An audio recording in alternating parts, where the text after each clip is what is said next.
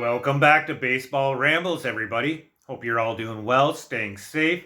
Haven't hit that like and subscribe? Please do so. Really appreciate your support. Best way you can help me out is by hitting that like and subscribe. And I give away prizes to subscribers just to say thank you for watching, so you're going to be able to get in on that. One thing Toronto's not going to be able to get in on is celebrating Ohtani. That's right, he's going to be a Dodger.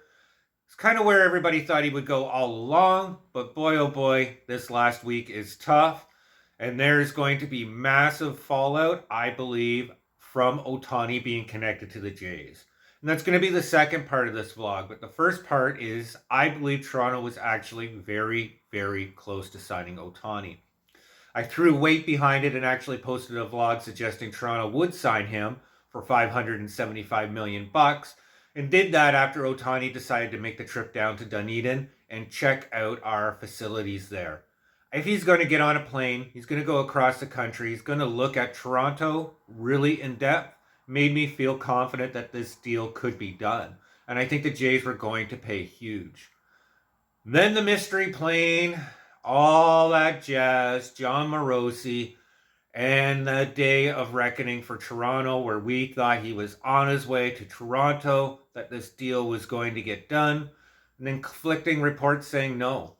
And more reports even coming out today suggesting that on that day, there was a knee-jerk reaction from the Dodgers, and they upped their deal by 100 to 150 million bucks. Which makes me believe that there was a deal on the table from the Dodgers, probably for around 550, maybe just under 600 million bucks. They heard that he was going to Toronto, got immediately disappointed, then heard that rumor was not true, and got extremely aggressive to get this deal done, throwing more money at Ohtani than Toronto could ever afford. Bad news for Toronto.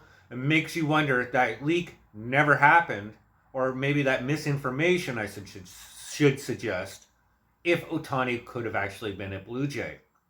Now to the second part of this, the fallout by not signing Ohtani. Let's put aside the disappointment of the fan base, them remembering Jose Barrios being pulled, the lack of consistency in playoff pushes. It's been a tough year to be a Toronto Blue Jays fan in some regards. And losing Ohtani just made it feel more bitter. Makes me wonder though, how much resources and how much effort did Toronto and its management put into trying to sign Ohtani? And in doing so, were they blindsided and missed out on other opportunities like Jeimer Candelario, third baseman who the Reds just signed up for a cheap 70 million bucks. I said he was going to be 72 million. I thought Toronto would really get that deal done. Excellent replacement for Chappie at third, but no. Is that because they were spending all their time on Ohtani? How far behind are they on dealing with people like Jordan Hicks or maybe Cody Bellinger? I know they're not even close on Yamamoto. So it makes me wonder, what is going to be plan B? And I know I said Toronto would go small all along, but in going small, they have to get aggressive and get those deals done quick. Third baseman's already off the table, and I really hope there isn't a lag there. And even more so, when I heard that Toronto had deep pockets, that they were going to spend huge this offseason, I predicted that they'd actually go the other route, gamble big time with Cody Bellinger, maybe a deal around 200 to 240 million bucks. Cody Bellinger wants 250 million, and Cody Bellinger knows that if Toronto is going to spend close to $600 million on Ohtani, there's no reason why they can't spend $300 million on him. That's right. There's always been a surplus for players signing in Canada. I don't know, maybe a Canadian tax, you could say, the inconvenience of coming north. I'm not sure really what it is.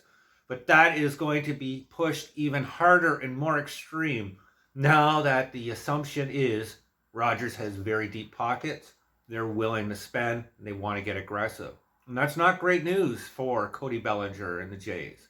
Certainly not great news for Matt Chapman, who said he wanted up to 200 million bucks and certainly wouldn't sign for Toronto for a penny less than 150.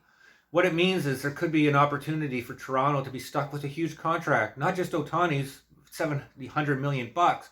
I'm talking about maybe getting stuck with a bad contract with Cody Bellinger, or maybe a worse one with Matt Chapman. I'm not sure how Toronto is actually going to move forward. I'm not sure how they're going to get around this issue now of players really wanting extra money. It's going to be interesting to see what Toronto does, if they make a big move. And if they don't, and Toronto misses the playoffs, or even makes the playoffs but falls short, you can be assured it's going to be the end of the tenure for Ross Atkins and Mark Shapiro. That's a fact. Another fact, I don't see Vladimir Bo getting extended either. So the opportunity to strike is now. The question is, can Toronto do it? Let me know what you think in my comments below. Sorry for rambling on there, but always appreciate your support. Hit that like and subscribe, and more importantly, take care, everyone.